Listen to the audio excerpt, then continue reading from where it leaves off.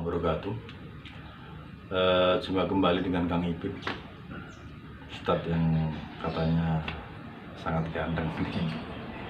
Kami berharap hari ini dulur-dulurku kabeh dalam keadaan sehat walafiat, sehingga bisa melaksanakan aktivitas keharian, dan sekaligus kita berharap mendapatkan ridho dari Allah SWT dan diselamatkan dari mara bahaya apapun, baik di dunia yang di kiamat nanti. Terima kasih dulur-dulur semuanya. Kali ini saya akan bercerita sedikit tentang sosok tokoh yang luar biasa, yang bahkan namanya disebut dalam Al-Quran, padahal dia bahkan seorang nabi dan rasul, yaitu Luqman Al-Hakim. Suatu saat beliau beserta anaknya, ini sengaja dilakukan oleh Luqman untuk membimbing anaknya agar anaknya lebih tahu tentang kehidupan ini dan tidak pernah sembarang atau mengubris omongan orang lain. Suatu saat Luqman Al-Hakim beserta anaknya mengambil hewan keledai. Kita tahu keledai itu tidak besar, tidak sebesar kuda, tapi kecil. Bentuknya kayak kuda tapi kecil. Berdua ini kemudian melakukan perjalanan antara Luqman Al-Hakim dengan anaknya. Yang pertama yang dilakukan adalah Luqman Al-Hakim naik keledai, anaknya disuruh mengikutinya dari belakang atau dari sampingnya untuk menuntun ayah naik keledai. Di tengah-tengah perjalanan, tengah-tengah ketemu dengan seseorang, dan orang itu berkomentar. Tuh lihat, orang tua yang nggak tahu diri, padahal dia masih sehat, dia rela naik keledai sendiri, anaknya disuruh sengsara untuk mengikutinya. Kemudian Luqman Al-Hakim mendengar pembicaraan dari orang-orang itu. Beliau mengatakan pada anaknya, anakku, dengar nggak tadi pendapat orang?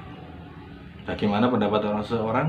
Dia mengatakan bahwa saya ini seorang yang bodoh, tega dengan anak, membiarkan anaknya berjalan, saya enak-enak berdiri naik keledai. Kemudian sang ayah mengajak anaknya untuk bergantian. Kalau begitu, sekarang kamu naik keledai, saya yang menuntunnya. Kemudian perjalanan itu dilakukan kembali, sama dengan yang pertama. Ketemu sekerumunan orang.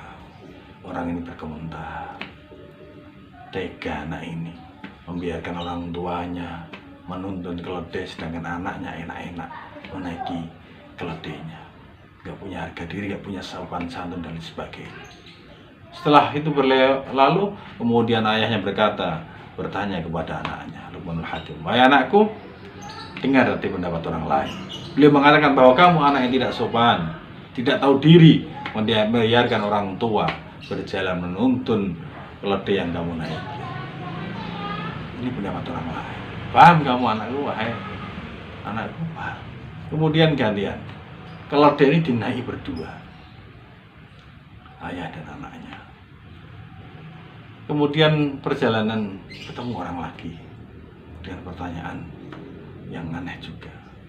Orang nggak tahu diri, masa hewan sekecil itu dinaiki berdua, apakah tidak bahaya?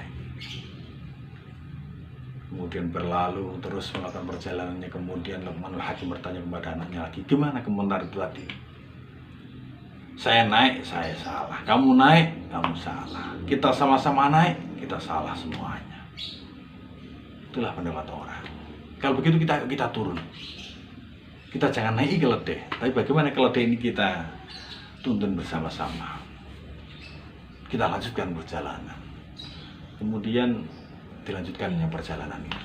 Di tengah-tengah kerumunan masyarakat juga ketemu lagi, dan ada yang berkomentar lagi.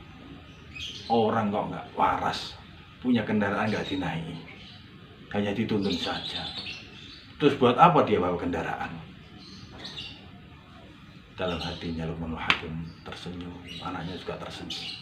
Bagaimana anakku? Paham kamu tentang pendapat orang lain? Semua serba salah.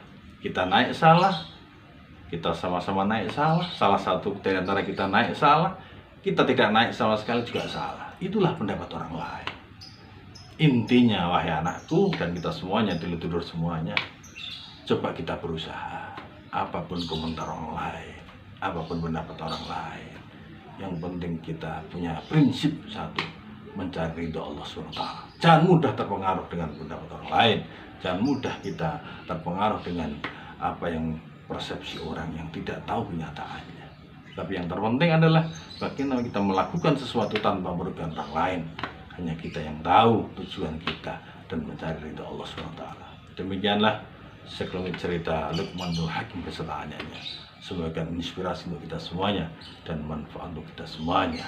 Tetap jaga puasa kita, semoga kita menggapainya dengan ridho Allah SWT. Demikian, kurang lebih mohon maaf. Assalamualaikum warahmatullahi wabarakatuh.